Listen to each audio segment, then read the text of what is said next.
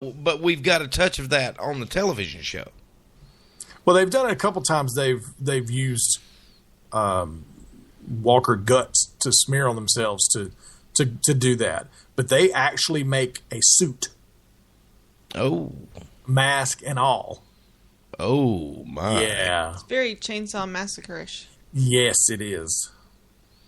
Yes, that or Silence of the Lambs. Yes. Wait. She's a great big fat person. That was from Silence of the Lambs. Yes. Thank you very much.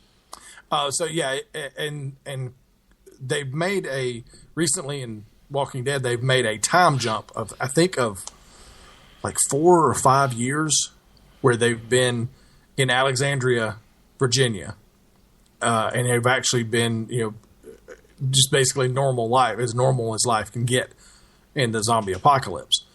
And so, Carl's been going through basically like the regular teenage rebellion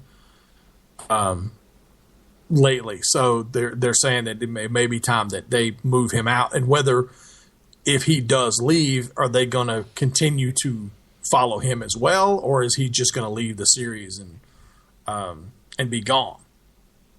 Because there for a long time, people had speculated that at some point Rick would go away and Carl would become like the main character of the comic book. So it'll be interesting to see if he does leave. Will we still, will we get the Carl story, or what's going to happen? But I think they're picking back up with twice a month issues for a while. I think starting in March. So that'll speed us along a little bit. So next week, we'll see the release of Wolverines, that's plural, Wolverines #1, which follows Mystique, X-23, Daken, Sabretooth, and Lady Deathstrike in the fight to decide the fate of Wolverine's physical remains, which, when he died several months ago, he was encased in adamantium. So it's a reasonable thing to assume that he's completely well preserved inside the adamantium. So his physical remains are actually fairly sought after. So I don't know if they're fighting over his remains, or whether they're fighting other people to do something with his remains. So it'll be interesting to see how that group gets along, or the lack thereof. Also next week is the release of the new comic dedicated to the only hero to have beaten Wolverine, Deadpool, Doctor Doom, and Thanos. Squirrel Girl. Oh my God! Not that she's bragging or anything. The unbeatable Squirrel Girl #1 releases Tuesday, I believe. That's beautiful. Marvel has just released S.H.I.E.L.D. #1, a new series that introduces the characters from the TV show into the Marvel comic book universe, including Agent May and Fitz and Simmons. It also shows a very young Phil Coulson taking notes on superheroes, and at different points up through his S.H.I.E.L.D. career up to the point where he is now. And it gives you an insight into, like, when he was a kid, he was seeing Submariner and the original Human Torch, and he was making notes on them, on what they could do. So that's what led him to the point to where he knows what heroes need to be called in to do what job. So for his entire life, he has been kind of like a superhero nerd, to where he knows exactly what they can do and exactly what they're capable of, and who would work best with each other to get what certain job done. So that's why he is as good as he is at what he does. Over there. Mm-hmm. Okay. So it's a good series so far. It looks great. Abrams Comic Arts will be releasing John Leguizamo's Ghetto Clown a graphic novel adaptation of his one-man Broadway show that takes audiences through Leguizamo's memories of his adolescence in Queens. I haven't seen Ghetto Clown, but I've seen another one-man show that he did probably 15 years ago. Oh, I don't even remember the name of it. But neither. it was really good, and it was impressive that he could do as much as he could and remember as much as he could of his childhood, and take you, like I said, take you through kind of a exactly what his childhood was like. And it'll be interesting to see it as a graphic novel too. And I've never heard of Abrams Comic Arts, so it'll be interesting to see what a new company can do with something like this. Back to Marvel, and big changes have happened in Marvel's Moon Knight. Khonshu, which is the Egyptian god of vengeance, has abandoned Mark Spector as his avatar and moved to his therapist, Dr. Eliza Warsum. This, of course, provides quite a twist on the Moon Knight character, going from a male avatar to a female avatar. And no word whether it is a permanent change or not. So now, first you had Thor is now female. Now Moon Knight is a female. So I've never have read Moon Knight. It always seemed kind of like a Batman ripoff to me. Yeah. But I don't know. Action Lab Entertainment is bringing the movie Puppet Master to the comic world. And it's just as creepy in a comic book as it is in the movies. Series will pick up where the movies left off with the puppets tired of having their strings pulled. Get it? And looking for a way out. And they're saying in the comic series they may just may be able to get out of being attached to a master. So, and Dark Horse Comics will be releasing The Adventures of the Snowman, which is Frank Franzetta's first work in the comic industry when he was only 16 years old, long before he went on to make his legendary impact on the world of sci-fi and fantasy artwork. So that will be interesting. The stuff that they have released, it looks interesting. It doesn't have the same look that the what you would know as Frank Franzetta.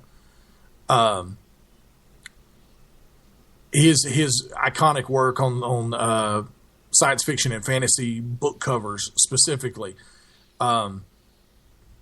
basically changed what paperback books looked like from then on.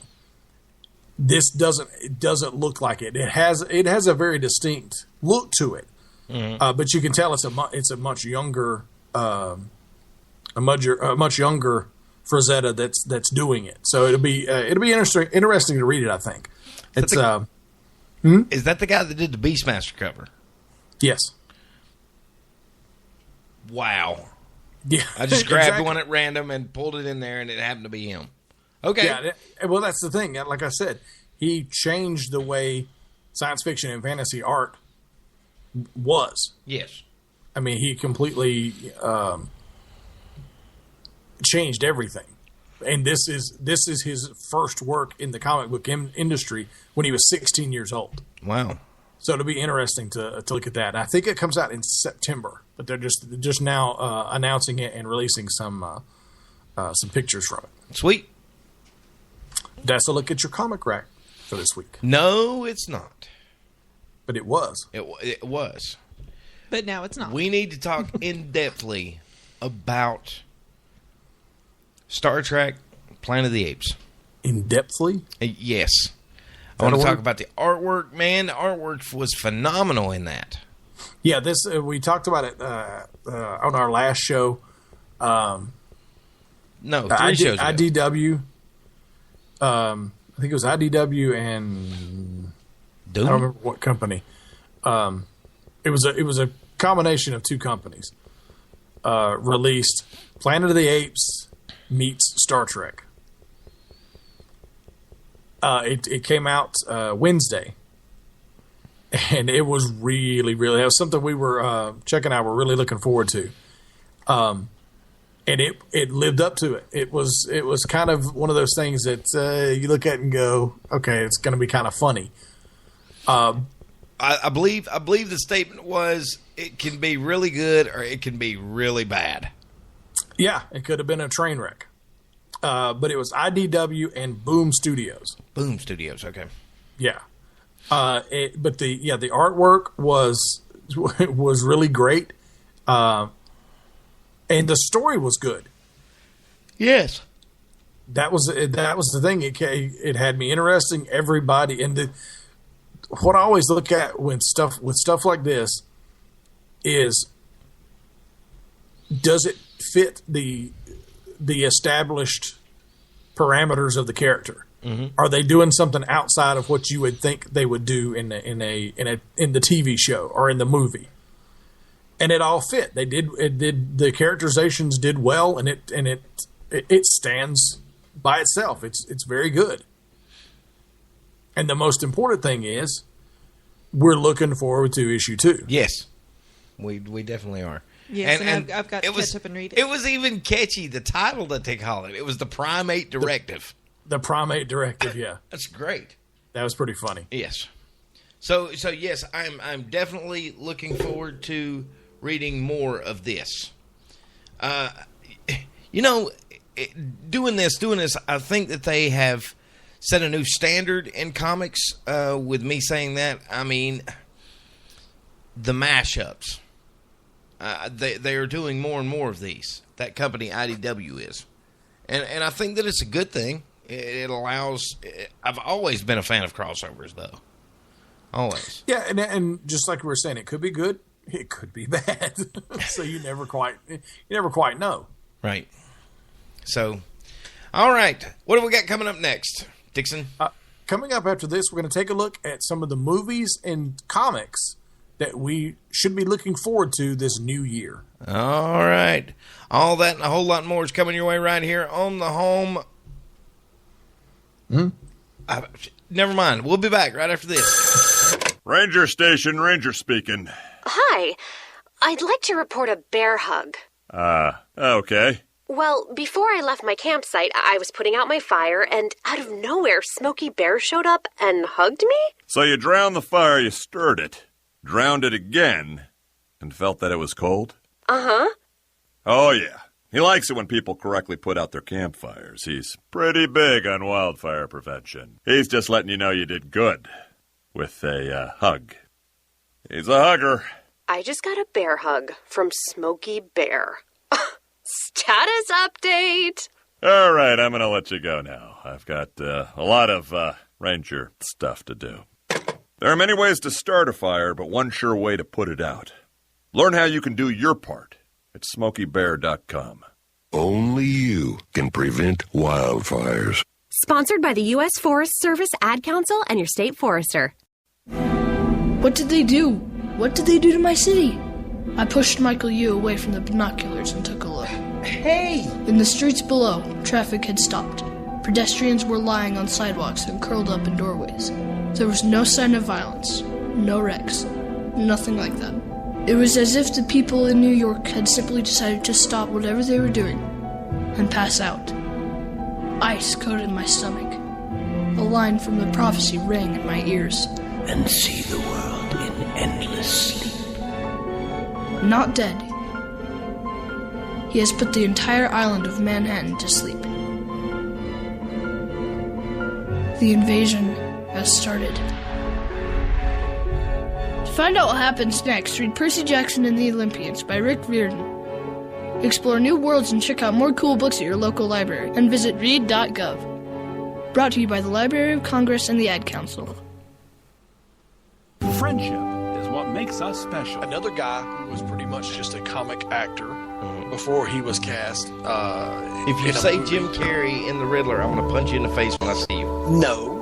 Shut your cake hole. Let me finish. The Ninja Troll Digicast.